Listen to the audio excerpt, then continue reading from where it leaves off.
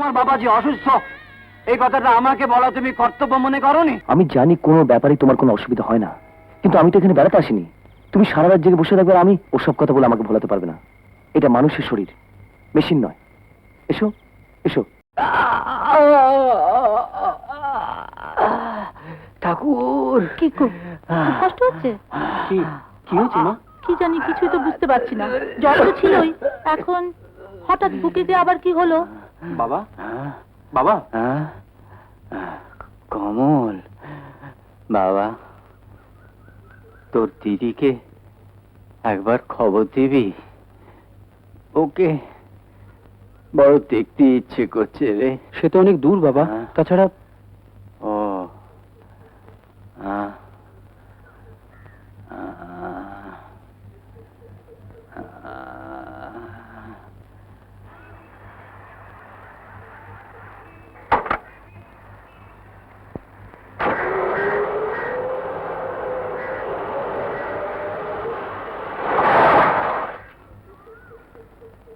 কি ব্যাপার, কে আপনি?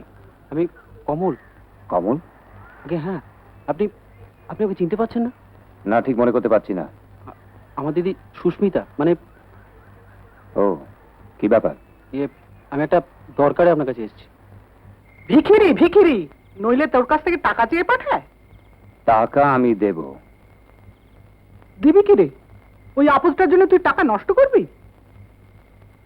নষ্ট নয়, খরচ করব। আমায় দেখেছেন? হ্যাঁ, ভেতরে এসো।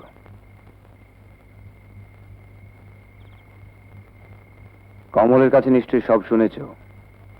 তোমার বাবা তোমায় দেখতে চেয়েছেন, আর চেয়েছেন চিকিৎসার জন্য কিছু টাকা। কাল যাবার আগে আমি তোমায় 5,000 টাকা দিয়ে দেব।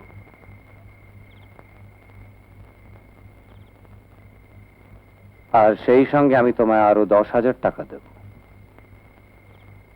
এই বাড়িতে আর কোনোদিন না ফিরে আসার জন্য। না না,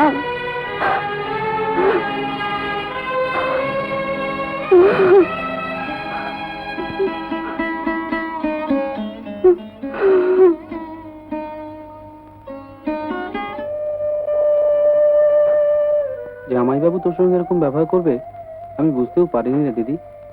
বড় ডাক্তার ভেবেছিলাম। চুপ কর। তুই টাকা না চাইলে আমাকে ওইসব কথা শুনতে হতো? মা বলে দিয়েছিল রে দিদি। তাছাড়া টাকা সত্যিই খুব দরকার, বাবার হাত একদম খালি। আমিও বউ রকম ধান্দা করছি, কিন্তু সেটা আমাকে বলতে পারতিস। আমার গয়না কটা বেঁচে দিল কিছু টাকা পাওয়া যেত। তুই কি কাল আমার সঙ্গে পাটনা যেতে পারবি? না, এরপর যাওয়ার কথা আমি কোন মুখে বলি বল? কষ্ট করে একটা রাত এই বিছানাতেই কাটিয়ে দে। কষ্ট? কোনো কষ্ট হবে না রে দিদি। আমাদের বাড়ি থেকে এই বিছানা অনেক ভালো রে দিদি। জানি, কিন্তু এটা অসম্মানের। বাড়ির মানুষকে কেউ এইভাবে বাইরের ঘরে শুতে দেয়? তুমি বোধহয় ভুলে গেছো বৌদি, এই বাড়িতে আমার একটা নিজস্ব ঘর আছে। সেখানে একটা রাত কাটিয়ে দিতে তোমার ভাইয়ের কোনো অসুবিধা হবে না। কি কমল, আপত্তি আছে? না না, আপত্তি কিসে? তাহলে চলো। হ্যাঁ, একান্ত যদি ঘুম না আসে তাহলে দাদার বৌভাতের রাতের মতন আমরা দুজনে গল্প করে কাটিয়ে দেবো। ওকে, চলো। না বউ দিদিমণি, তুমি এ বাড়ির লক্ষ্মী, তোমার গয়না আমি বিক্রি করতে পারবো না। বিপিনদা, আমার টাকার খুব দরকার। একটু পরেই কমল চলে যাবে। যেভাবেই হোক ওর হাতে কিছু টাকা বউ দিদিমণি, কোনোদিন তোমার কোনো কাজে আমি না বলিনি, কিন্তু আজ এই পাপ কাজটা আমি করতে পারবো না। বাড়ির বাইরে যখন তখন বের হবার অধিকার আমার নেই বলেই তোমায় বলছি বিপিনদা। তুমি আর না বলো না। ঠিক, বংশের মান মর্যাদা এইভাবে খোয়াতে হবে তোমার জন্য? বিপিন, ঘরে আয়। দেখো দেখো, আদর দিয়ে যাকে মাথায় তুলেছো তার কাণ্ডটা দেখো। রায়চৌধুরী বাড়ির বউ ভোর হতে না হতেই চাকরের হাত দিয়ে গয়না বেচতে পাঠাচ্ছে। এরপর তো লোকে আমাদের থুতু দেবে। কি হলো, কিছু বলো? নাকি এখনো বিশ্বাস করতে পারছো না? দোষী তো তোমার সামনেই দাঁড়িয়ে আছে। এসব দেখেও এই সোহাগের বৌমাকে যদি বাড়ি থেকে না তাড়াও, পরে কিন্তু পস্তাতে হবে। জেঠিমা, অসুস্থ মানুষটা ঘরে, সাত সকালে তুই চিৎকার করছো কেন? সে কৈফিয়ত তোকে দিতে হবে? যাকে দেবার তাকে দিয়েছি। ওই দেখ, মানুষটা একটা কথাও বলতে পারছে না, গলায় মুখ নেই তো। মুখ থাকলে সব সময় কথা বলা যায় না জেঠিমা। কি বলতে চাস তুই? আমরা কি সব কথা সব সময় সবার কাছে বলতে পারি? এখানে দাঁড়িয়ে আমার কি আর কিছু বলা উচিত? বৌদিকে যেতে দাও জেঠিমা। বৌদি, যাও, তোমার ঘরে যাও।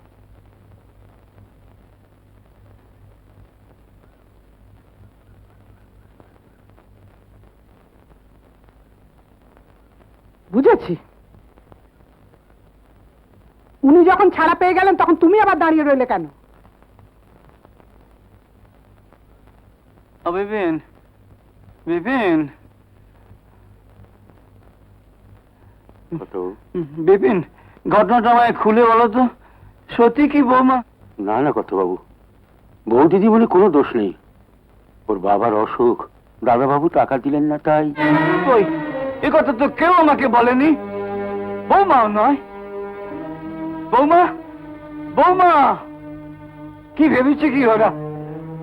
আমি আমি আমি চলতে ফিরতে পারি না বলে কি আমি মূল্যহীন হয়ে গেছি? আমি এখনো মরিনি কত বাবু, আমি এখনো মরিনি। কর্তাবাবু। এই সংসারটা আমি নিচে হাতে করেছি, অথচ অথচ আমাকে লুকিয়ে এই যে এসেছো। তোমার বাবা যে অসুস্থ, এই কথাটা আমাকে বলা তুমি কর্তব্য মনে করনি? আমার বাবার অসুস্থতার খবরটা এতই সামান্য ঘটনা যে এবারে কোনো লোকই আপনাকে জানায়নি। আমি কোন লজ্জায় আপনাকে জানাই বলুন তো? ভাস্করের কাছে তুমি কত টাকা চেয়েছিলে? আমি টাকা চাইনি, উনিই আমাকে টাকা নেবার জন্য সেধেছিলেন। সে কি? হ্যাঁ বাবা, কিন্তু সেই টাকা নিয়ে আপনার ছেলের স্বাদ আমি পূর্ণ করতে পারিনি, তাই বাবাকে দেখতে যাবার ছুটিও আমি পাইনি। ভাইয়ের হাতে চিকিৎসার জন্য কিছু টাকা পাঠাবো বলে বাবারই দেওয়া গয়না কয়েকটা বিক্রি করতে পাঠাচ্ছিলাম। এই আমার অপরাধ। এর জন্য আপনি আমাকে যে কোনো শাস্তি দিন। আমি আমি তোমার পাটনা যাবার ব্যবস্থা করছি। বাবা, এসেছিস মা? আয় আয়, এসো শঙ্কর। এখন কেমন আছো বাবা? ভালো আছি মা, খুব ভালো আছি। আর কোনো ভয় নেই, তোরা সবাই সামনে আছিস। এবার যদি কিছু হয়। বাবা, ওসব অলুক্ষণে কথা বলো না তো। ওরা কলকাতা থেকে এত দূর এসেছে, আগে একটু জিরোতে দাও। কতদিন পর এলি মা। বসো বাবা। ঠিক আছে, আপনি ব্যস্ত হবেন না। ব্যস্ত তো একটু হবই বাবা। সুস্মিতার শ্বশুর বাড়ির লোক এই প্রথম এ বাড়িতে এলো। তুমি বসো, আমি চা নিয়ে আসছি। বসো। কমল বলছিল তুই আসতে পারবি না, মনটা খুব খারাপ হয়েছিল, তাই। এসেছি তো বাবা। তাই তো আমার মনটা আনন্দে ভরে গেছে, আমার খুব ভালো লাগছে। আরো খুশি হতাম যদি ভাস্কর আসতো। তোমার দেওয়ার টাকা রিফিউজ করলো, লুকিয়ে গয়না বেচতে পাঠিয়ে ধরা পড়লো। বাড়ি যাবার সময় তোমার অনুমতিটুকু নিল না। এরপরও সে বহাল তবিয়তে নিজেকে তোমার স্ত্রী বলে পরিচয় দেবে। বাহ, চমৎকার মিত্রা, চমৎকার। বারবার ওই এক কথা বলে আমার মেজাজটাকে নষ্ট করে দিও না। আমার যে ওই একটাই জ্বালা ভাস্কর, মনে প্রাণে আমি শুধু তোমারই, তবু সে পরিচয় আমি কাউকে দিতে পারি না। অথচ আরেকজন সে পরিচয়ের অহংকারে যা খুশি তাই করতে পারছে, ক্ষমা পেয়ে যাচ্ছে সমস্ত অপরাধের। তোমাকে তো আগেই বলেছি মিত্রা, ও একজন আমাদের বাড়ির কাজের লোকের মতন। বাবার সেবা করে বাবার আশ্রয়ও আছে। অধিকার, প্রশ্রয়, ক্ষমা এসব নিয়ে আমায় কিছু বলো না। এসব চিন্তা বাবার।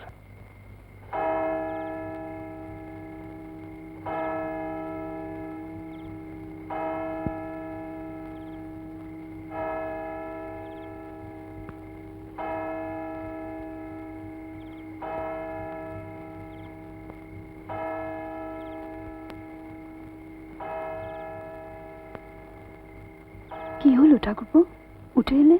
এবার তুমি একটু ঘুমিয়ে নাও, আমি ঘরে বসছি। আমার কোনো অসুবিধা হচ্ছে না। আমি জানি কোনো ব্যাপারে তোমার কোনো অসুবিধা হয় না, কিন্তু আমি তো এখানে বেড়াতে আসিনি। তুমি সারা রাত জেগে বসে থাকবে আর আমি? ঠিক আছে, কাল সারা রাত তুমি জেগে থেকো, আমি ঘুমিয়ে থাকবো। না, ওসব কথা বলে আমাকে ভোলাতে পারবে না। এটা মানুষের শরীর, মেশিন নয়। এসো এসো।